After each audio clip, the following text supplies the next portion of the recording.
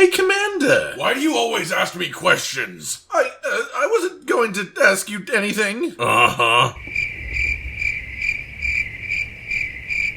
So, Commander. Yes, Cotton? What's your favorite map? Isn't it obvious? Dragonator Land? Astera! Wait, Dragonator Land is real? Ladies, gentlemen, and monsters of all ages, welcome back one and all to another edition of everyone's favorite community-voted Monster Hunter series. Another great debate between you guys about your favorite of something that I get to sit by and judge without being judged back. Except for when I say something dumb. Nothing is sacred. Today's special topic is one that affects every single hunter on the planet, and even though it may not be always in the forefront of our minds, it is always there, always affecting every single hunt and having a massive impact on our experience as a whole. That is, the maps. Today, ladies and gentlemen, it is time for a dissection of the official community-generated list of the top 5 maps in Monster Hunter. If you're looking for a geography class, then you're in the wrong place. But if you're after some fun, then strap on in, because it's time for a ride!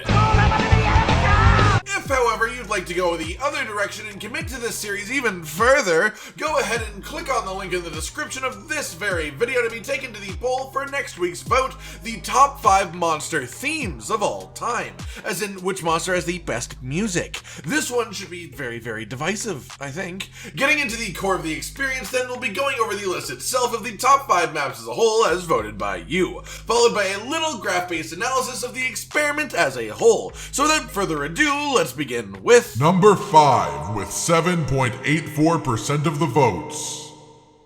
Hey, Griswold, where do you think you're going to put a tree that big? Bend over and I'll show you. The Ancient Forest. I voted for Ancient Forest because I love how after my initial 100 hours in World I was still discovering parts of the map I hadn't seen before. What a beautiful map it is. Yeah, even with the fact that the numerous actual fightable areas are quite sizable and memorable, there is just an absolute massive amount of this map that large monsters just never dare stop in. So for anyone who has only lived to hunt the large monsters, there is a sizable chunk of this map that you may have just never even seen, even up to this point in the life cycle of the game. It is so expansive and intertwining, and there's a lot going on here, but most of it is gathering based or feline based. There's just so much packed in here. I love the Ancient Forest. I love the fact that it's mostly one giant tree. I love the labyrinths of caves and pathways and tree branches. I love throwing monsters off the treetop into the jungle below. I love the large array of monsters you can find, and I love that it was the first map to bring me back into Monster Hunter after I was done with For You and Generations didn't really grab me. And yeah, as someone who literally has a giant tree tattoo on his arm, I love trees. I love big trees, and the Ancient Forest is essentially just one massive tree being strong enough to create an entire functional ecosystem within the shade that it provides. It's so beautiful and mesmerizing to look at, yet so perfectly fitting in this world full of ancient reptilian creatures, and it feels right to hunt in, you know? Number 4 with 8.72% of the votes. I smell the effluvium, the pain and frustration. The Rotten Vale. The best map for me has to be the Rotten Vale. It's one of the most creative map concepts ever conceived and yet fits in so well as a natural biome. It's essentially a massive graveyard of corpses and bones, but that singular theme works so well, it lends itself extremely well to dreary, eerie atmosphere, especially with the effluvium all around, making it as dangerous as it looks to traverse. This is one that may very well hold the crown for me, conceptually speaking, at least. When it comes to the layout and the actual contents, my opinion changes a little bit, but if you want to talk about the just general idea for a zone, this one is amazingly unique and creative. It's a monster graveyard, integral to the story of the game that is within, built upon the skeletons of elder dragons and just filled with effluvium and piles of dead monsters, acid, bones, everything. It's exceedingly dark and gritty for a Monster Hunter game map, and yet it fits absolutely perfectly within both the game and the series as a whole. Number 3 with 9.6% of the votes. Cannonball! The Deserted Island. Deserted Island from 3rd General is my favorite map, or at least one of my favorite maps, specifically the one from Tryon 3U. That map was absolutely gutted when they removed swimming. Water pretty, swimming fun, Capcom, bring underwater combat back again, you cowards. Now we are going back into a generation that I have never personally played, so keep that in mind with my comments here. But from what I've heard, this zone was absolutely delightful and completely deserves its place up here at number 3. A map that transfers nearly seamlessly from on land to underwater combat with a beautiful zone. And yeah, it's not much of a surprise to learn that I am jealous of underwater combat. I agree with you. I never got to do it myself, but especially in the modern age, reworked with the engine that we have now and the technology that we have now, I can see underwater combat coming back and being so much fun reworked. So please, Capcom, I agree with this person. Bring underwater combat back. Number 2 with 13.13% of the votes. Carl! Carl! Carl! Carl! The Coral Highlands.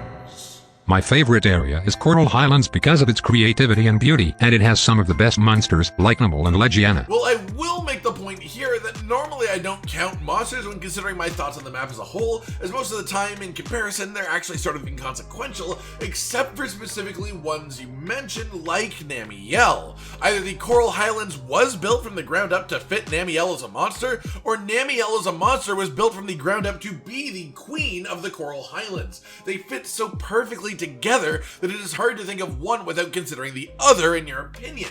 And I would honestly say the same about Vale for the Rotten Vale. His general existence adds to the atmosphere of the map just as a whole. I mean, the monsters literally avoid where he normally is for fear of interacting with him. Even when he's not there, even when he's not a monster spawned in the quest on the map, he has an effect on the creatures and the way that the map feels, and that's because of his existence, whether he's there at the time or not. He's a part of the map. They're inseparable, really. Back on track then, yeah, the Coral Highlands is one of the most breathtaking areas just in video gaming as a whole, in my opinion. From the gorgeous color scheme to the aesthetic of literally being an underwater area, but without water, not to mention the verticality of it all, or how functional and enjoyable it actually is when it comes to actively hunting there. This is a map 100% deserving of its spot here, if not honestly higher, but that honor belongs to Number 1 with 15.23% of the votes.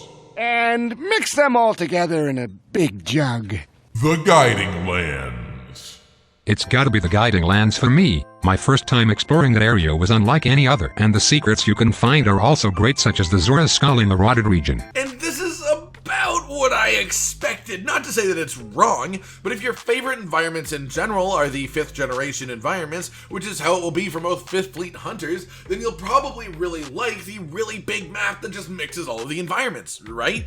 Well, it also has a bunch of secrets of its own, the occasional hidden area or Easter egg like the giant Zora skull that you mentioned that sparked so much buzz and intrigue in the community.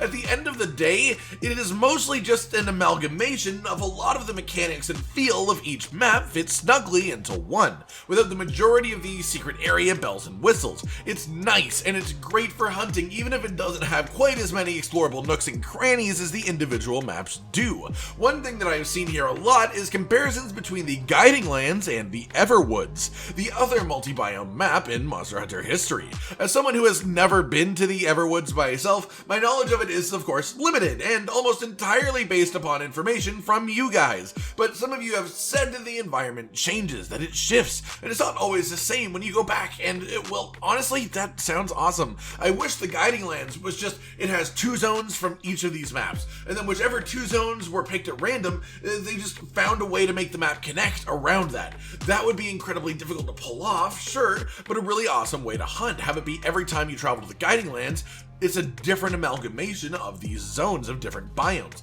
Either way, it stems from the Guiding Lands. Maybe the Guiding Lands wasn't the first to try out the multiple biome idea, but at least according to your guys' opinions and your votes, it was the best. In fact, it's the best map as a whole. Case closed. And that just about covers it for the list itself there, ladies and gentlemen, so let's get into the meat of the matter with something I enjoy maybe just a touch too much, a little bit of graphical analysis. First off, and most importantly to note, is people seem to agree that 5th generation level design is just miles above previous games, and that's fair. Like, nothing against the concepts of the maps or the individual zones within them, they were all awesome and beautiful, but having a big interconnected map just it makes so much more of an immersive experience for hunting, so I get it. That said, of all generations, only one of them was kept down to a single map within the top 20, and even then, it is number 19, so it's pretty close to just being out of the top 20 as a whole, and that is the 2nd generation. People clearly have some nostalgia for a couple of 1st generation zones, for a couple of good reasons, and the 3rd and 4th generation have a lot of their own unique charm too, but the 2nd generation didn't get much love here on this front, which, as someone who hasn't played a 2nd generation Monster Hunter game, makes me wonder, do you guys actually think those maps were worse than the maps in the other generations, or are they just less memorable or less nostalgia triggering? Were they bad, or are the other maps just that much better? Maybe one day society will have an answer for that question, but for now, we must merely ponder it. Alright everyone, I've been Cotton Dinosaur, and this has been your list of the official top 5 maps in Monster Hunter. Do you agree with the majority on this one? Why do you all hate the 2nd generation so much? Like if you liked the video, subscribe and hit the notification bell for more, and most importantly, ladies and gentlemen, until next time, stay sweet. This is the brand new outro to tell you all the things that you do that we love, so let's start with something simple and say, oh, we love your eyes. When they're watching us play video games, when we make a bunch of jokes that are kinda lame, or when they gaze upon our failures as we try to kill the monsters or important news about the kingdom and Amelia. Rage, Cotton, and Hollow are all here, talking about the things you want to hear, so if you want to be the first to hear, like and subscribe and the bell and we'll cheer. Some of you are patrons even though we are all the noobs and you're the pros. There's nothing we can do to thank you. No, really, there's nothing we could possibly do. Goodbye.